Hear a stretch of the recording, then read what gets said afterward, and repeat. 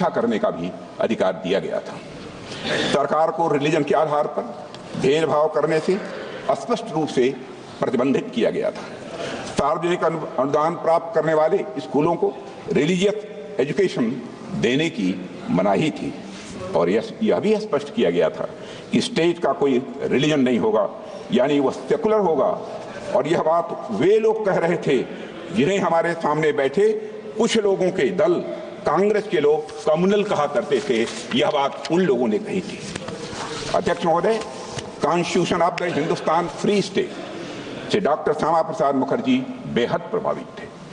और अगर हम संविधान सभा की बहस को ध्यान से पढ़ें तो पता चलता है कि उन्होंने राष्ट्रीय एकता के लिए और अलगाववादी प्रवृत्तियों पर अंकुश लगाने के लिए एक मजबूत संघ यानी स्ट्रांग यूनियन की आवश्यकता पर विशेष बल दिया था और स्वतंत्रता और समानता के सिद्धांतों पर आधारित एक गणतांत्रिक संविधान की डॉक्टर श्यामा प्रसाद मुखर्जी ने वकालत भी की थी। हमारे वर्तमान संविधान में भी इन्हीं मूल्यों को अध्यक्ष महोदय प्राथमिकता दी गई है, मगर इस बात का कहीं उल्लेख नहीं मिलता है। एक पार्टी विशेष द्वारा संविधान निर्माण के कार्य को हाईजैक और एप्रोप्रिएट करने की कोशिश हमेशा से की गई है। अध्यक्ष महोदय, भारत में कॉन्स्टिट्यूशन मेकिंग से जुड़ी ये सब बातें लोगों से छिपाई गई हैं। इतिहास में जाने पर पता चलता है कि हमारे देश में इस बात पर व्यापक सहमत थी कि भारत का भविष्य किस तरह के कानून से निर्धारित हो। मैं आज यह स्पष्ट करना चाहता हूं अध्यक्ष महोदय कि हमारा संविधान किसी एक पार्टी की देन नहीं है। भारत का संविधान भारत के लोगों के द्वारा भारत के विचारों के साथ भारत के मूल्यों के अनुरूप बनाया गया एक अनपैरेलल्ड ट्रांसफॉर्मेटिव यह डॉक्यूमेंट है। अध्यक्ष महोदय, पश्चिमी सभ्यता में राज्य की अवधारणा नाइट वॉचमैन स्टेट की थी। नाइट वॉचमैन स्टेट का कंसेप्ट विश्व प्रसिद्ध विचारक जॉन स्टुअर्ट मिल के द्वारा दिया गया था, जिसका अर्थ है कि सरकार का दायित्व लोगों की सुरक्षा प्रदान करने तक ही यह सीमित रहे। किंतु हमारे देश में राजधर्म की बात की गई है। अध्यक्षों, महाभारत के शांति पर्व में राजा को सिर्फ राजधर्म लागू करने की शक्ति दी गई है, पर वह राजा राजधर्म का स्रोत नहीं माना गया है। अध्यक्ष महोदय, हमारे यहाँ राजा भी राजधर्म से बंधा हुआ है।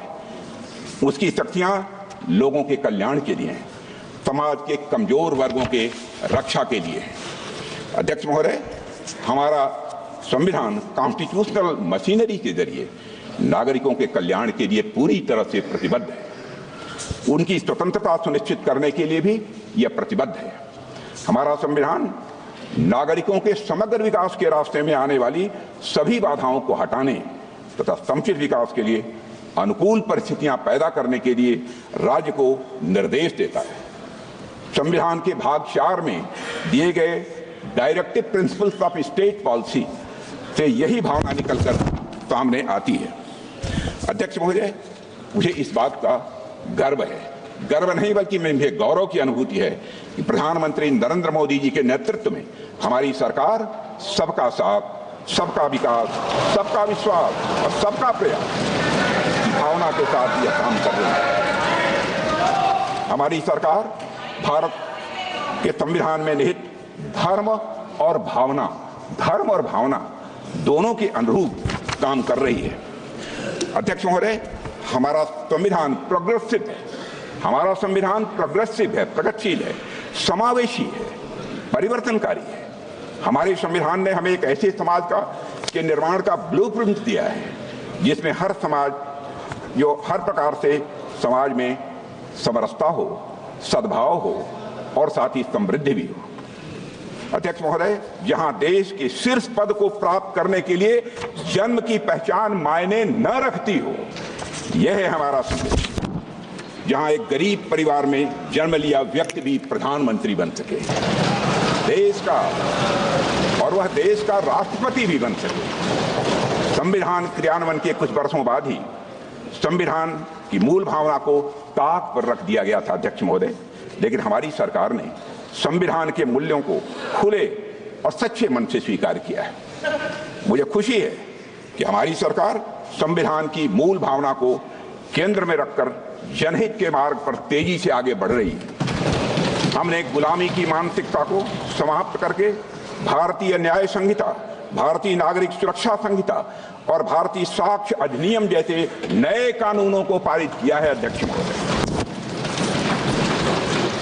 अध्यक्ष महोदय, हमारी सरकार ने समाज के सभी वर्गों और विशेषकर कमजोर वर्गों के लोगों को समुचित विकास, उनके समुचित विकास को अपना यह लक्ष्य बनाया है। रिफॉर्म, परफॉर्म और अध्यक्ष महोदय ट्रांसफॉर्म के हमारे संकल्प ने आज भारत को दुनिया की सबसे बड़ी अर्थव्यवस्थाओं की कतार में लाकर खड़ा कर दिया। अध्यक्ष महोदय, आज गरीब लोगों को प्रधानमंत्री आवास योजना की वजह से अपना पक्का मकान मिल रहा है। प्रधानमंत्री जन आरोग्य योजना के अंतर्गत गरीबों को मुफ्त इलाज मिल रहा है। प्रधानमंत्री गरीब कल्याण अन्न योजना के माध्यम से 80 करोड़ गरीबों को मुफ्त राशन की सुविधा दी जा रही है। हर घर में नल से जल पहुंच रहा है।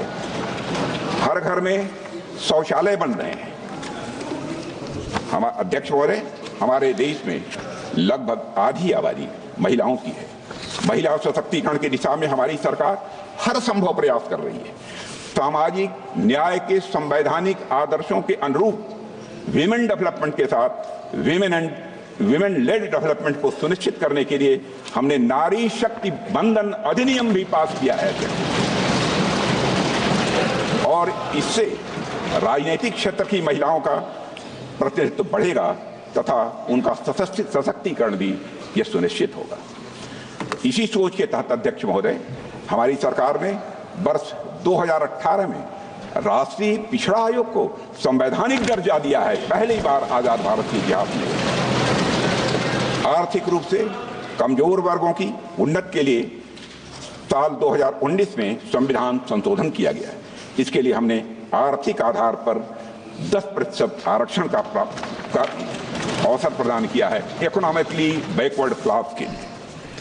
अध्यक्ष महोदय, समग्र और समावेशी विकास के ये सभी काम हमारे संवैधानिक मूल्यों और आदर्शों के यह जीवंत रूप हैं।